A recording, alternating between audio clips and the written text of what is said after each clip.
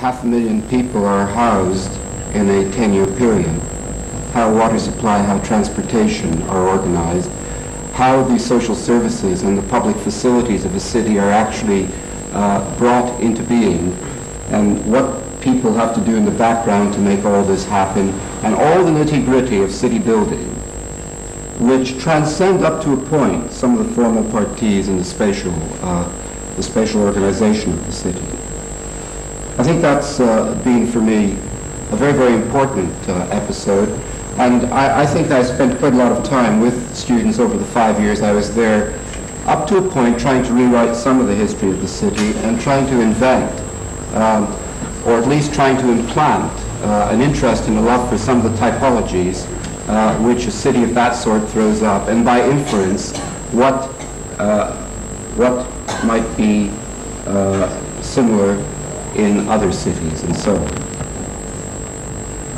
A third venture was what Peter's referred to as the IID, the International Institute of Design, which I developed as an idea in late 1969, and it preoccupied me until towards the end of 1972. So it's a 3 or 4 year preoccupation.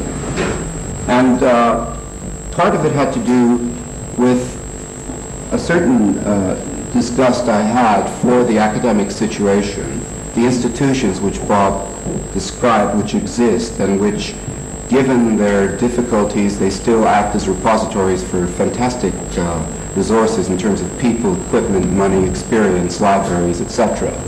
And eventually can produce the goods from time to time. My feeling at the time was quite the opposite. I had had enough of isolation in some remote place, everyone isolated from everyone else. I'd had enough of the bickering that takes place inside any academic institution. Those of you who read the AA events list will understand what I mean even now. I had enough of a quality which is hard to define, but it had to do with the following principle, that nothing was expensive if it was budgeted. And in order to be budgeted, it required 3 or 4 years of foresight, and to be knitted into the way a university or a state university or a national university would allow things to happen. If you wanted to do something tomorrow about something you thought about yesterday, it was impossible. It was too expensive, even if it only cost $1,000. And so I had gone through quite a lot of that kind of angst in my period in Chicago. And I also was fortunate enough to receive a grant to do some traveling in Europe just after the 1968 debacle, or however you look at it, all over Europe, when it seemed likely that the academic institutions in society were possibly going to transform a lot of things that were going to happen. In the end, they succeeded in transforming themselves somewhat. And at this late date, looking back at it, I'm not sure to what effect. But nevertheless, at that moment in time, if you looked at architectural schools, for example, in France, say in 1969, 1970, you found that the great Beaux-Arts system had disintegrated, and in its place, perhaps 26 schools of architecture had been founded in very provincial places all over France, and that, in fact, they were all starting out bravely and newly without any tradition, each wanting to be somewhat different from the other. And it was really a fairly sad sight to behold. The Italians, I think, were in an even worse situation. They had opened their universities up to everybody who wanted to come. And so, I don't know what the figures were in 1970, but they weren't much different than they are now. I mean, the School of Architecture in Rome has some 20,000 students. The School of Architecture in Florence has 7,000 or 8,000 students. The School of Architecture in Turin, which is nowhere really, has over 2,000 students at this point. And architectural schools have become really liberal arts degrees and so on. And if you went to some of the schools in Switzerland, for example, or Germany, which were highly organized and very, very well funded and so on, you got the same malaise that I noted in the United States, which was people bound up in academic quarrels, people isolated from each other, waiting for the word, whatever the word might be, and so on. And generally speaking, students only too happy to receive anybody from the outside to bring some news and so on. And I think, too, the period of the late 60s was a period where there were pockets of culture. London had a very heavy ongoing situation. It would seem that Vienna was a place where there was a lot of activity, a lot of noise being made, a lot of ideas being promulgated. It seemed as if there was the same feeling about what was going on in Japan. It seemed as if there might be one or two American situations which were alive and well. But there didn't seem to be any one place where this could happen, where people could get together and exchange positions and so on. And so I simply, I suppose in retrospect quite bravely, because of the work involved, tried to set up an institution, if you like. I was going to say an academy in deference to the topic we're discussing this evening, but an institution which would offer, to begin with, a platform for people who wanted to mount it. Let's say, I thought it was possible to simply write, using the journals and using all the possible means of communication, to say, are there people in this world who would like to talk about some of the issues which were extant at the time? And there seemed to be at that point an amazing response. Another thing one tried to develop was, how should we say, the idea that young people who were caught up in the academic setups that they were from all over the world might be able to come into a sort of a marketplace for ideas, a place which was very, very heavily serviced, very densely serviced, for rather brief periods of time, and possibly through the contacts they would make and through the information that would be made available, through the problems that they would be introduced to, would probably have enough to work on for some time to come, and be able to operate slightly outside their own professional and academic institutions. And I thought further that what was also required was a mixing of problems. That is to say, a mixing of very, very local problems with problems which were typical for many cities of the world or many countries of the world at any one time. And a kind of level of conversation about, say, redundancy along waterfronts and international harbors, which was a conversation which was equally true for Rotterdam as it was for New York, or as it was for Chicago or Liverpool or London. That sort of thing might be able to generate some comparative conversations which people had from different countries, or problems which related to developing countries and so on, where the experiences of South America, Africa, and Asia might be looked at comparatively and so on. Well, that was some of the inspiration for it, which was essentially anti-institutional, anti-academic. It was an attempt to find a place outside of it all and load it very, very heavily and densely, and to make it something which would be a possible substitute for everyone's education. It was also an attempt to sound out what the current problems and issues are, and to provide a sort of a forum for them, so that all those people who were, for example, West Coast Americans who were trying to drop out and to develop an alternative society might be given a platform and be given an opportunity to raise these issues, and those who were beginning to think about the dire problems of energy conservation and all the rest of it, and would also be given an opportunity to discuss their problems, and the people who might be associated with the avant-garde, very close to artistic movements and so on, the people who had traditionally provided certain ideas and motivations and so on for architects and urbanists, might also be given an opportunity to meet each other and to meet with people of very, very diverse backgrounds. The idea of this institution was that it would cost practically nothing, that it would be self-financing, which is a kind of a dream. And it worked, it actually did work. The idea being that the way, say, utopian socialist Europe is organized now, almost every country, with the exception of Britain, will provide money for students to travel to good things during the summer months.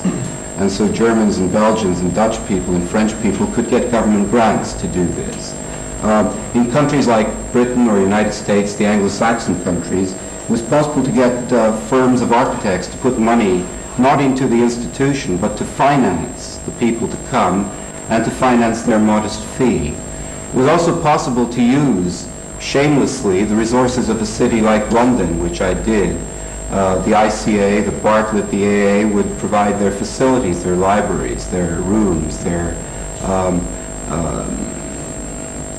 sort of typewriters, and the RIBA library was available. And so it was possible actually to move in several hundred people for 6 weeks and use unused situations in a city. And all that became part of the modus of operation.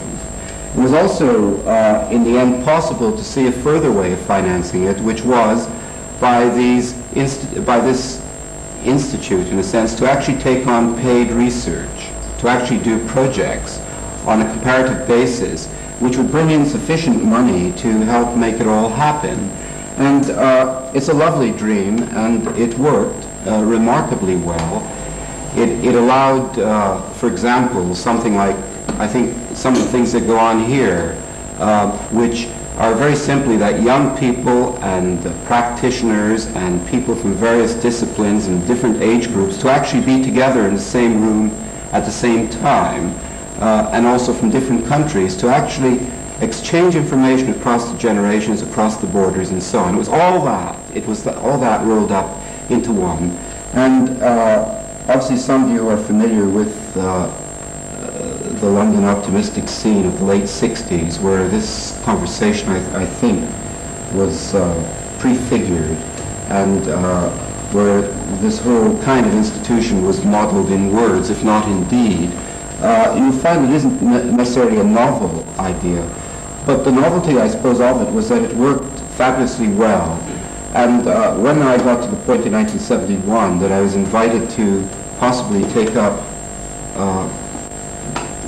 the chairmanship at the AA, I really had to make a very, very difficult decision, because this institution, which was supported from 30 countries, maybe 60, 70, 80, 90 sponsors, which had its own build-up of tradition and style, was getting ready to be something more than something which met for 6 weeks every year, but something which might have had a roof over its head and been around for a while, and to entertain people on a more long-term basis, using the same rules of the game.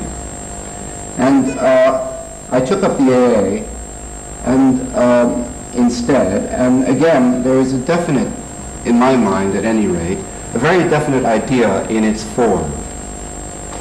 I mean, I don't think necessarily one wants to go through the AA's story. Perhaps there are people here who might wish to amplify it. There's no need to go through its problems with the government, its problems with its professional society, and so on. But the idea I had about the AA, which was an outgrowth, obviously, of the International Institute of Design, was that beginning with the early 70s, there had to be some place in England where architecture and problems of the city and the general culture of architecture could be opened up. That it wouldn't be closed down in the sense that most of the other 38 schools in the country were.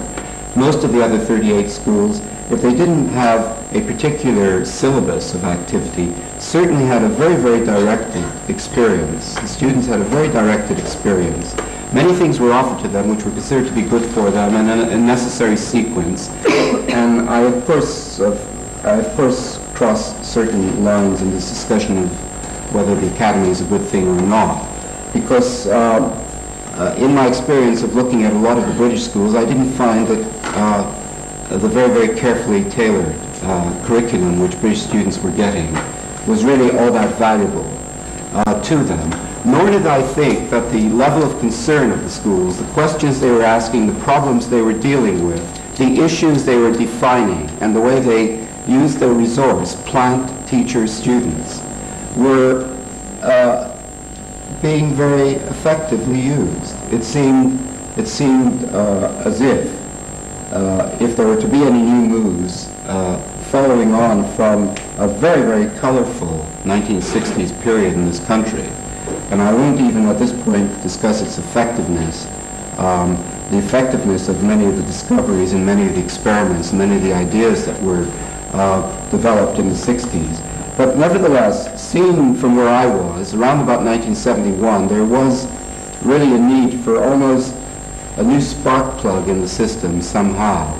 And it seemed as if the A could become such a place. The idea, basically and simply, was to make sure that whatever the place was, its history and tradition and so on, that one understood it carefully, did not in any way chop it up and throw it away, erase the blackboard completely and start with a clean slate. That is to say, there were people, there were fantastic loyalty to the place, there was incredible number of stylistic ventures taking place and so on.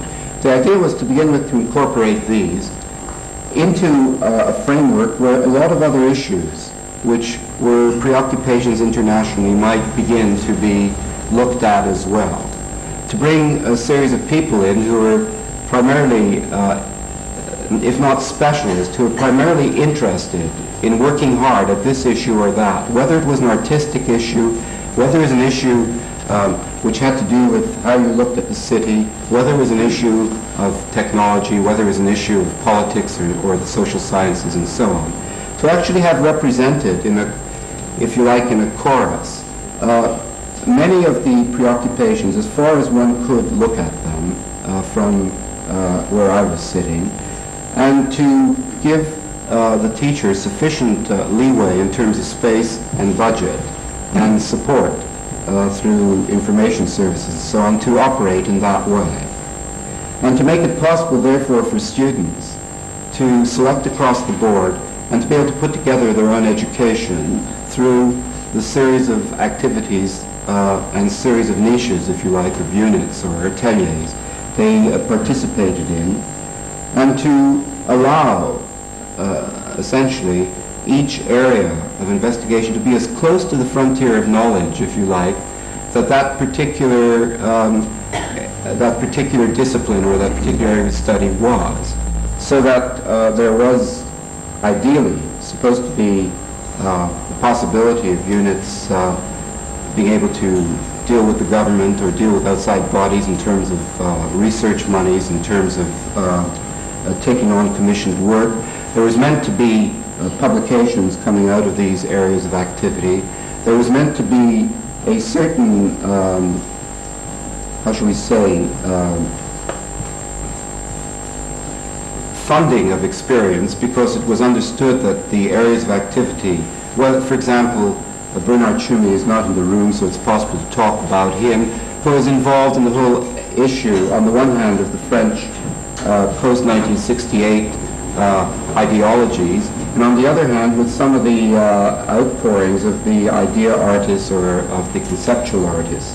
And for a person like that, after a period of 2 or 3 years, funding his experience and that of his students to actually get on to a higher form of activity and possibly merge with other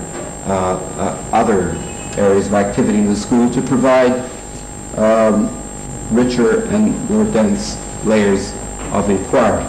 Now that was essentially the idea, to make a thing like that work, to service it well, and to watch, hopefully, from the sidelines as individuals developed, as areas of work developed, as, how should we say, perception and sensibility about different issues developed, and to see some kind of fruition which might affect society, which might affect architectural theory and culture, and which hopefully would affect the lives of the individual students as they went out into the world.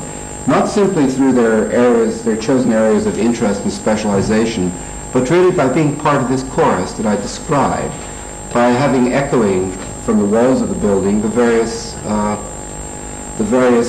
interests and the depth to which the interest is being carried, and by using some of the IID techniques, which were to open the place up to people from the outside world in particular, to open it up to people of different generations and different backgrounds by being very insistent about evening events such as this and so on, and by trying to develop almost a self-operating system which would allow a lot of us to, people like myself, to fade out of a situation of this sort once it gained its own momentum and spirit. Of course, events always overtake one. That optimism which I describe is late 60s, early 70s optimism, and society, and this is really in the end what I want to say, because I think I've taken more than my 15 minutes. But society is essentially, in Britain at this point, it shows very, very few signs of optimism at this point in time. There are more dooms watchers per square inch than there are optimists. And I remain optimistic. I think I agree with what Peter said originally, that in a school of architecture such as the A, which is very, very responsive to the mood of students and the mood of staff, one does note that the threat of unemployment, the follies of major ideologies and built ideologies and so on have really made their impact on students and on staff. And there is a degree of buckling under and buckling down to really make things right and to relearn a lot of the lost arts of architecture and urbanism and so on. But I don't see the present period necessarily as one which is begging for the tough curriculum, the tough method of teaching which, say, the Beaux-Arts Academy in Paris at the end of the 19th century was famous for. On the contrary, I think the quest now, as over the past 15 or so years I've been describing, is what to do which is appropriate and how to anticipate what is appropriate in years to come, and how not to get in the way of young people through forcing them through a method of attack on their education, but literally to use the sensibilities of dozens of people who teach and hundreds of students themselves who are participating in the process to actually describe where it's at the moment, to actually allow the situation to shape itself and form itself. I realize that this squarely puts me outside the academic fold, but that's what I've been trying to do for some time. Thank you. I think there are going to be issues raised by what Alvin Boyarsky has just said, but I wonder if I could sort of jump in on the conversation here, because I think it has veered very strongly towards several descriptions of the sort of architectural scene, and I sort of feel slightly for those of you for whom this is another territory. And I noticed as I came in somebody called Linda Morris, who, is she still here? Yes, hiding behind somebody's head. Who has not only been a writer about art, but last year, I think, or the year before, or both years, was some rather strangely titled role at The Slave. And I would like to ask her at this point whether anything that's been said either by Ken Frampton or Alvin Boyarsky rings any kind of bell in your recent experience there. I also know, Linda, that you're a sort of chronicler of periods of time. I've just been reading something which had slightly sort of snide title about the 60s from you. If you don't mind me trying to ferret you out at this point in the proceeding, because I think Caroline's going to come on to another model of a kind of institution which does follow on. But would you like to comment? I should do it, because I presume Caroline will perhaps be covering some of the same territory.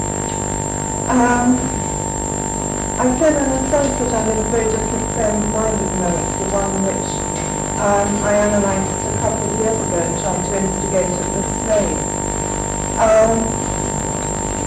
the one thing that's been striking me, it struck me first of all when I received the invite, the announcement of this evening, and it struck me even more forcibly with the way people have been talking so far, is the problem of academicism, which is facing the avant-garde itself.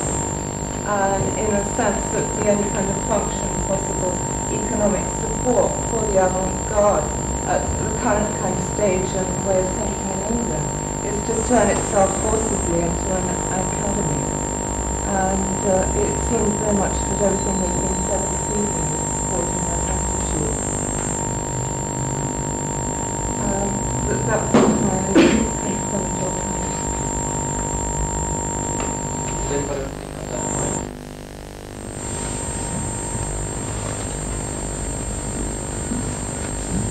Can I suggest that we're talking about the removal of support for avant-gardism, in a sense.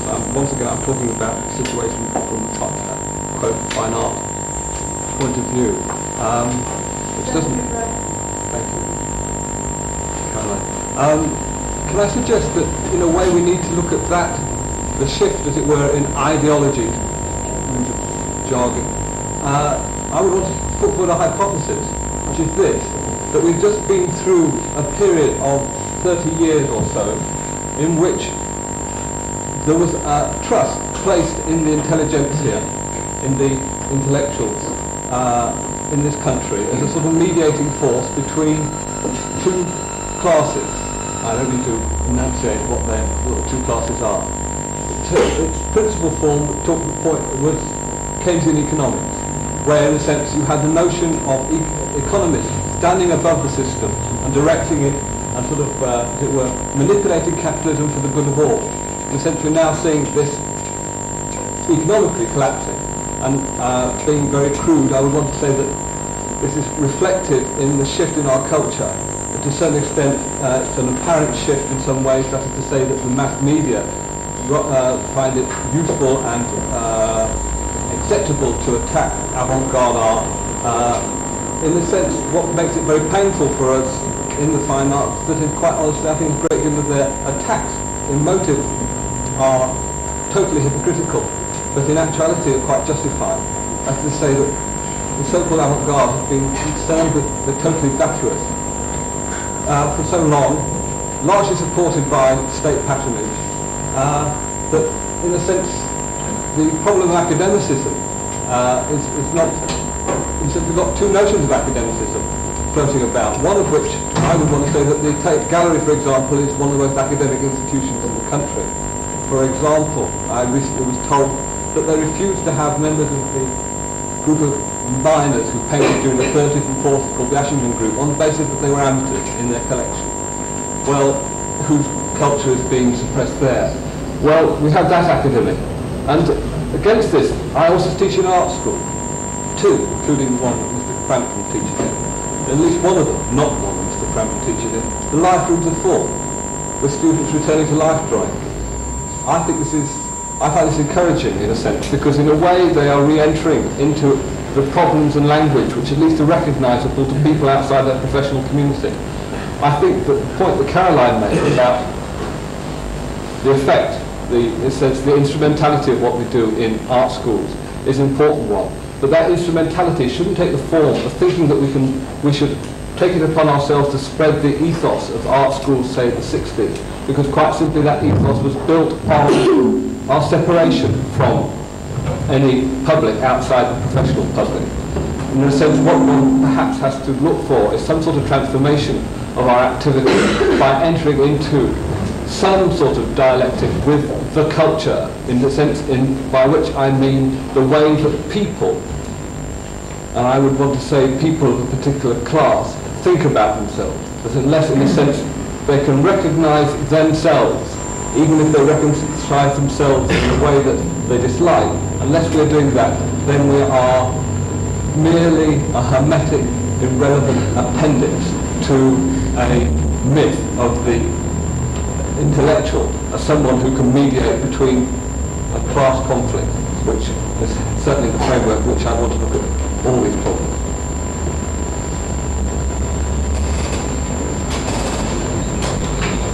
Yes,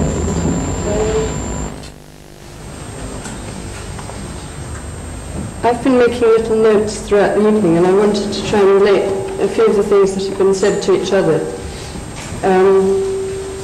Some of the things I believe are necessary start from some things that Al has mentioned, and others come close to what Andrew has said, but they're not completely the same in either case.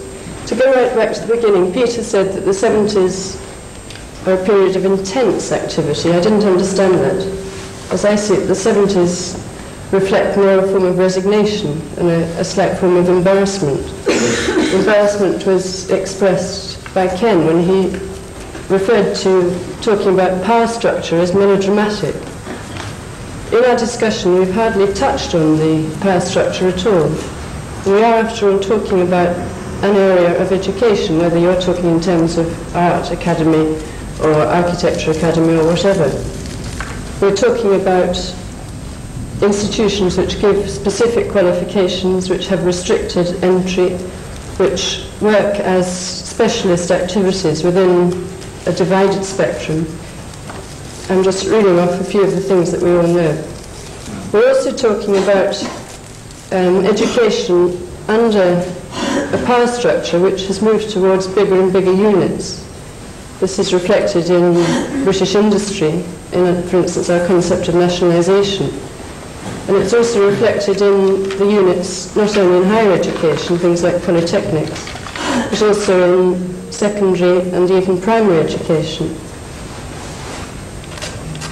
This is a kind of paradox in the 70s, and I think the key within it is a general sense of resignation, not intensity, in that the bigger the structure gets, the less possible it seems to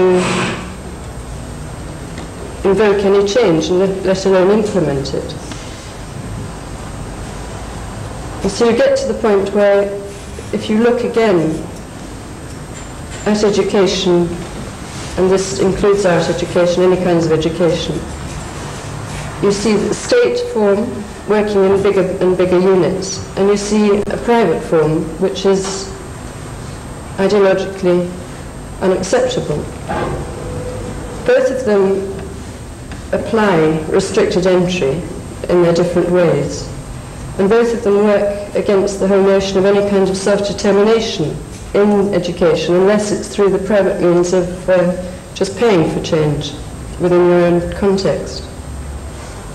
Those are just a few points which I don't think have been clear throughout the discussion. I think it's amazing we can still talk about our institutions as they exist without relating them to either the framework of state education or alternatives, which mustn't be private. There must be something else that isn't private in the sense of fee paying. The alternatives have to be made. I know that your idea of education is not private education, it is an alternative. But if we're talking about alternatives to the academy, and by extension a more open form of access, then you've got to get onto that problem of who pays for it, how is it paid, and who's it for, as indeed to any field of activity, and I'd say particularly art activity. Then to get back to, for instance, the idea of disciplines. We've talked about expanding disciplines. Alvin's talked about expanding architecture so that it deals with the issues of towns in Chicago, whether it's water supply or unemployment on the waterfront or ecological issues or the things that the AA do tackle. But then you're still working within the problem of specialisation, and that again is inflicted by our education forms. It's difficult to find financing for anything which isn't locatable as a specialisation, for instance. The thing that I would like to see discussed is much more the idea of how could you propose an alternative which is, I think, very relevant to art activity, because art doesn't have a predetermined definition. It is one of the few still open fields in that nobody knows what it is, and that can be a very bad thing, as Andrew was saying about the avant-garde and its lack of contact. Or it can be a challenge. But if we keep on starting from the point of trying to expand one discipline, we're still getting an awkward relationship between form and content. And there's no organisational body or bureaucracy within educational establishments, whatever they cater with, in which it's the interest of that body to change the emphasis from the discipline totally to the context. What I'm talking about is a form of education where the actual issues of society replace the disciplines. I think, for instance, to go back to the Architectural Association and your International Institute of Design, sooner or later you're going to reach, in realistic terms, you're going to reach the edge of your parameter, a point where people will no longer be able to understand each other because they fall back into their specialist disciplines. I believe that's true. And also the other thing which rides along with that is that as long as you're still talking in the terms of specialist disciplines, you've still got a rift between your institution and the rest of society. And nobody in the discussion has talked about the whole 95% of people beyond the restricted entry to the kind of institutions we've been talking about. We've mentioned the way in which thought and action are put into practice and continued beyond the institution, though we haven't really discussed that.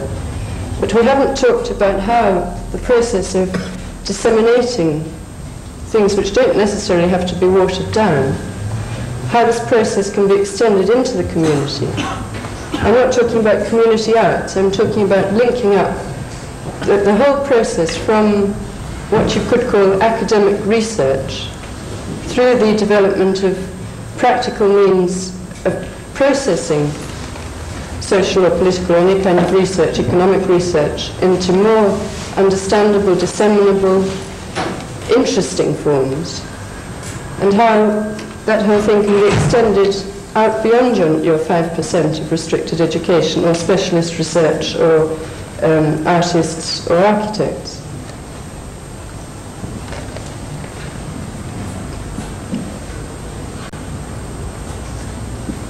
The main point I wanted to make there was the idea of substituting issues for disciplines. It has been done in institutions which in turn have again become specialist institutions. For instance, the various studies of study centres for conflict or of urban communication or things like that, a whole range of them. And as Alvin said again, they in turn are subject to this process of dissipation and the eventual moribund thing, because being located in a specific discipline, which is also needed, but which shouldn't be the centre, you can't continue a process of revivification through their contact with the actual society they're dealing with.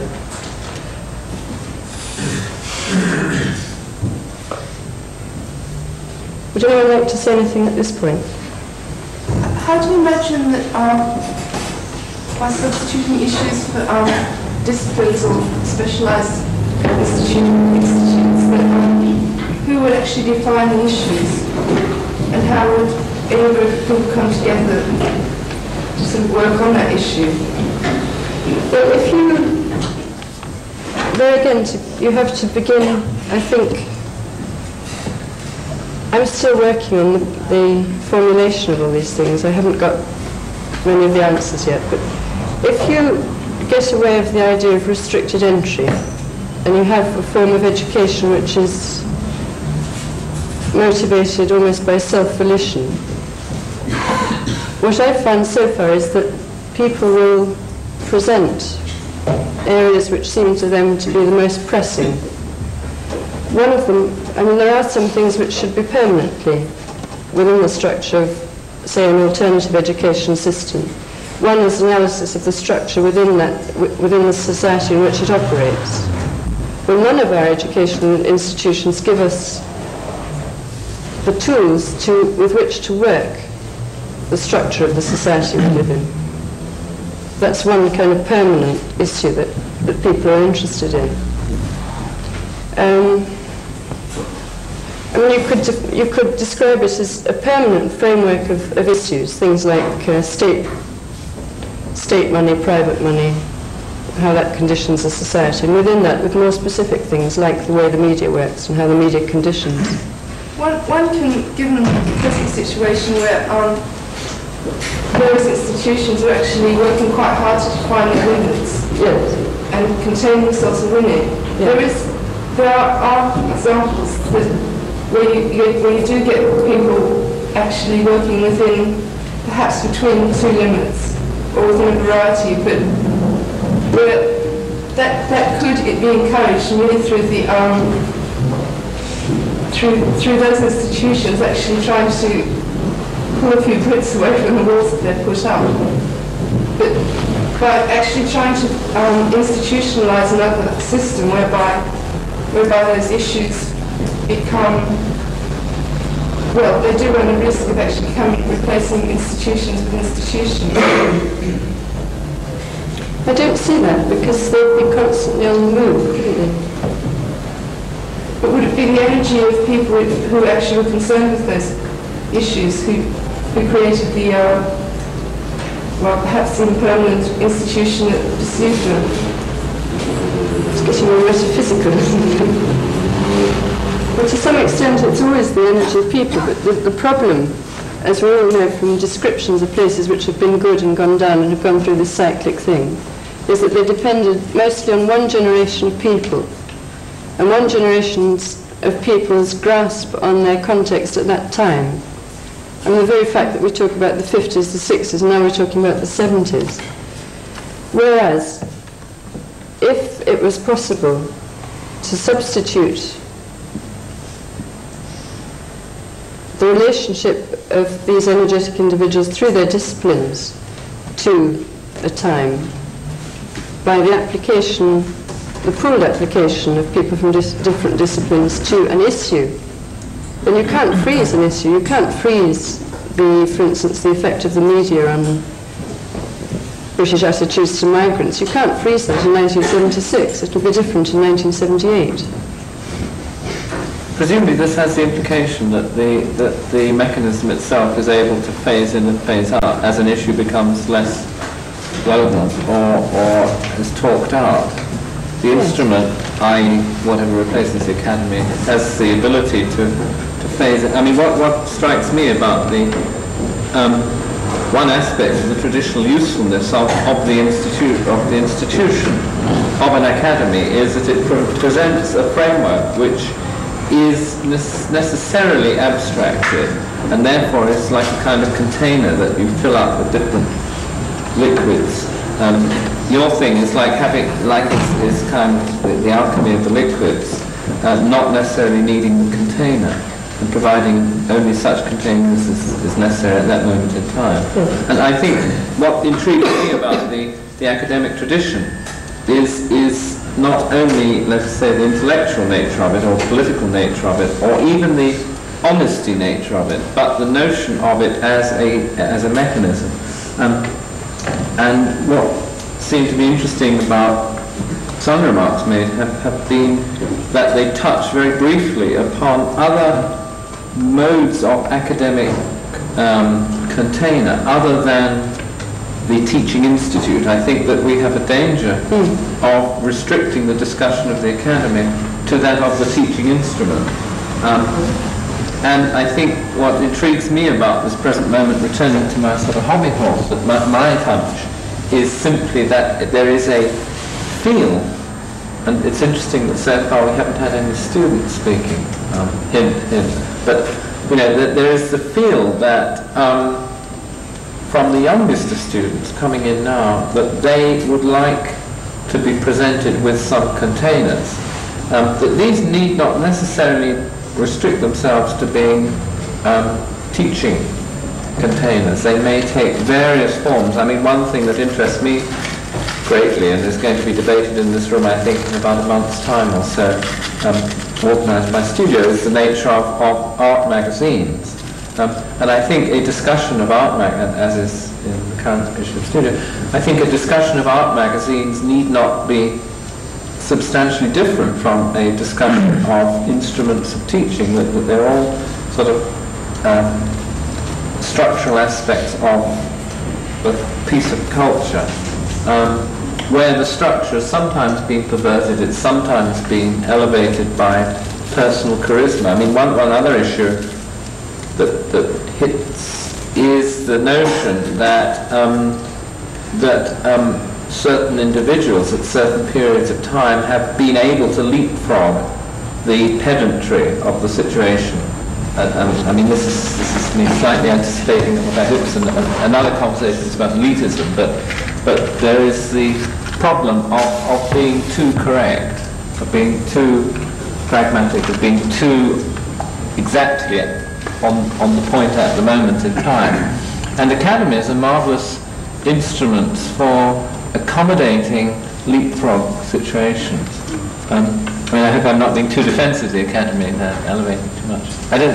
We'd like, I think, to hear about the model for this alternative institution that you and some other people are involved in. I don't think we're going to come on to that unless Well, the model is to pool the resources of people from, it's on 3 levels. First of all, a research level. And as in Alvin's case, some of the function of research is to get funding which doesn't tie you down as initial funding would to a specific body, in that the funding comes in for a project or issue area. And that the process of that research is opened out because a lot of highly specialist academic people, in my experience, are finding that they'd wish to apply their knowledge or their research or their specific academic knowledge again, their expertise and their experience, to something wider. I mean, you may see the 70s as intense in an introspective way, but I've also noticed that there are a lot of people coming much more around to a much more collective need. To take that, the area of research, which would have to be of a high academic level, but the impetus and the wish to join in behind it being to use it both as a teaching model and as interaction in, say, workshop areas for visual forms, theatre forms, whatever you like forms, film, video forms. And the emphasis being on this content, but also on the methodology that you can develop collectively to confront issues which have been dealt with in research, so that the practical and the theoretical influence each other and are used together to find new forms of disseminating information and knowledge and the kind of research which is usually shelved or read by 3 or 4 people. But there is an area of discrimination then. I mean, that somebody has to initially hatch the egg which is then scrambled by the rest of the people. I mean, how is the institution proposing to decide on that? Well, from small beginnings, what has happened is that people say, and for instance, an economist, an Italian economist working in Bologna for the Italian Communist Party, has a lot of information, expertise in his hands about other studies he's done on, say, the notion of underdevelopment, and whether it's correct to assume that underdeveloped areas of Europe should follow the developed course. But he also got interested because he felt that he couldn't talk about either development or underdevelopment without knowing the other fields. In his usual form of research, he treats it as a purely economic thing and it gets implemented as an economic thing, which is terrifying. Although the person who prepared the knowledge and the background knows that it was an inadequate spectrum. Well, he wishes, so he proposed this project, a study of development as opposed to underdevelopment, or underdevelopment as opposed to development. And he put it forward within his terms, but indicating how he'd want it to relate to other things, what he didn't know about, where the areas, his total areas of ignorance were, as a proposal, from his field, from his discipline, from his academic expertise, but also in his ignorance of other things and his recognition that his field couldn't be adequately covered anymore, particularly in the 70s, without reference to all the other fields. And that, I think, indicates a change in climate, doesn't it? I think you're making note of it. Yes, I just wanted to say one thing. I mean, with regards to the details of what you're describing a certain embarrassment, you used the word, which we all have about living at this moment in time when there seems to be such gloomy forecast about everything, particularly in this country, and there doesn't seem to be any kind of response except a sort of frozen ideology of nationalization of education or nationalization of industry and so on. And what you're describing is the need somehow for new institutions to be allowed to develop which would pose the kinds of questions, whether interdisciplinary or issue-oriented or whatever, which are required. And I fully agree. I mean, I think this is one of the difficulties in this country at this moment, that very few of us can participate anywhere, in any room, in any intelligent conversation which will affect the near future, either in our own limited sphere of activity or across the board. And there's a kind of alienation which, one feels, I do, and I'm sure many people feel, that we don't trust particularly the managers of higher education in this country, the managers of research, and a lot of the bureaucrats that are involved. It's not that we don't trust them, we don't know what they're doing, how they take their decisions, whose advice they're seeking, and whether they come to some conclusion or not, we don't really trust the results of that conclusion because none of us have an opportunity to participate. And I think certainly whether, I would go along with everything you said, except the notion that there is no need to further particular areas of research or particular disciplines. No, I didn't say that. I never said that. Sorry. My point is that individual disciplines are necessary, but they shouldn't hug the whole spectrum. Yes. Within our society, there's no adequate provision for anything beyond the separate disciplines. And that relates directly to the power structure, obviously. Do you know, I think there is an unspoken element that is lying in this room, in this conversation, which everyone drives out, actually, one way or another, and which Peter will accuse me of the rhetoric of pessimism. But I think, one of the problems that struck the Western world, I think, is that the myth that's driven it for quite some time is the myth of progress. Your remark about the Italian economist reminded me of it. And we have a society that has been conditioned, I would say, by the media since certainly the end of the Second World War to expect some kind of ever-increasing standard of living in the name of progress and in the name of, in the process of consumption. And the welfare state was supposed to see to a redistribution of wealth and a maintaining of that condition. But some pieces in that whole perspective have come a bit unstuck, most particularly because of a certain kind of economic crisis, which, as Alvin said, has an impact on this country in particular. When you start to unravel this problem, then all sorts of other problems start. I mean, if you really try to touch this problem seriously,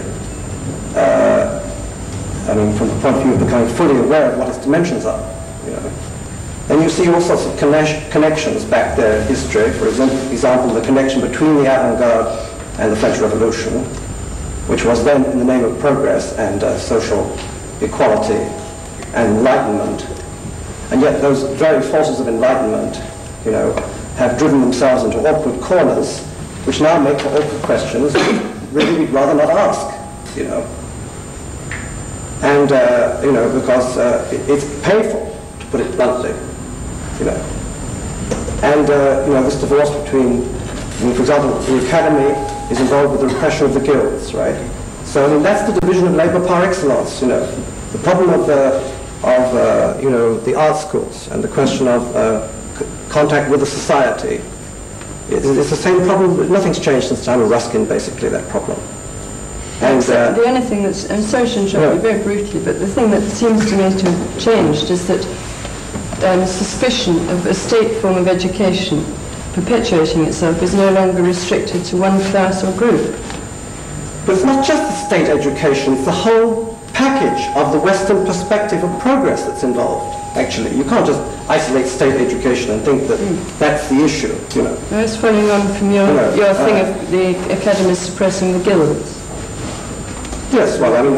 Can I think what your point is quite interesting, because I suspect, I wish you had expanded about on the issue of the education for the purpose of progress. Because to me, our educational system is very much based on the concept that education is for the purpose of elevating one's sort of standard of living in order to be able to utilize all this products that society produce. And in the sense that, you know, if one's training people or educating people for a specific career, one is going to a stage at the moment in England whereby one's overproducing architects, one is overproducing people from various disciplines. And one wonders what happened in about 10 to 20 years' time when the status will become saturated. And one wonders whether one is going back to a stage where one reconsiders the concept of education itself, whether it is for the purpose of furthering his career or is it for the purpose of enriching one's mind about life and such. Exactly, yes. I mean, it's one of the problems. I mean, and it's to the business of the refuge of those that are not out there at it, you know. But, I mean, you know, talk about alienation. I mean, my God, all these people being educated to be architects and, you know, to do what exactly? You know, it's like a kind of, if one's really honest about it, it's like a way of sopping up the unemployment problem. Leon Krier. What I've been here for about 2 hours, I didn't think that we have been really talking about the problem of the academy. And because we have always been talking around, but the thing is rather, has been rather boring. And although I think it's an incredibly important subject. And I think to add something to another situation would be that I was recently in Brussels, and the law was just being passed in the lower chamber that architectural education, rather than being taught by architects, should be given over to anybody but architects, and the people who are going to teach are doctors of any kind, but not architects. Architects can only be assistants or chartered or whatever. And I think that's, in a way, that's extreme of interdisciplinary research, which has found their form to go on. But really, what I think it's rather provocative, this sort of thing, and it's kind of scandalous. But if you think about it, I don't think it will change anything in reality. Because in a society which is capable to formulate something so grotesque, you know that in fact it won't change anything. I don't think it will change anything really. But if you think now really about the content of academy, what is academy, what are the schools, art schools, colleges, architectural schools, what contents are they putting forward? Do they change anything? Or do they keep the things as they are? And I think it would be interesting to start thinking about content, to think what would happen the day you close, say, all the art schools, all the architectural colleges. Will it change anything to the reality of architecture or the reality of art? I don't think it would. Because in fact, the content or the non-content which the schools are putting forward is in fact the absolute void which exists already in reality. And so by closing this institution, I don't think you will change anything. You might change in the end something would happen extraordinarily structurally, very deeply, but I don't think that you can change society in schools. Because they are themselves, I think schools, academies, in themselves, they are the instruments, the ideological and institutions, really, which reify the alienation which exists between knowledge and doing. between the head and the hands. And that's really what the situation is. And I don't think that you can have a good or bad academy. And if you see at the history of academy, of how art is being taught in schools, is really kind of taking the knowledge, trying to gather the knowledge, the whole idea of enlightenment, which is really institutionalized in the academy, is to take all the knowledge, make it available to everybody. But then one sees what happens to this knowledge. The time it's being formulated, it's being abstracted from an ongoing reality, it's being abstracted, and then it's being